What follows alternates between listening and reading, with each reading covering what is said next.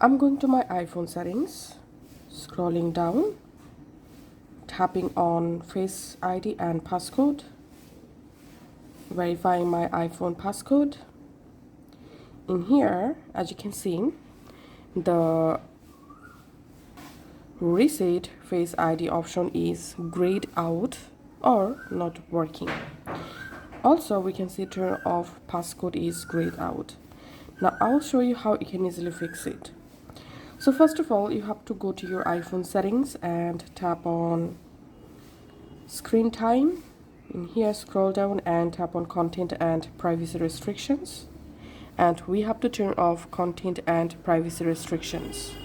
Now go back to your settings main page and now go to Face ID and passcode. In here, you have to scroll down and tap on stolen device protection. So we have to turn off stolen device protection. Once it's turned off, you have to close your settings, relaunch your settings. Again, open Face ID and passcode, verify your passcode. And now here you can see the reset and Face ID option working perfectly. So that's how you can actually do it. Thanks for watching.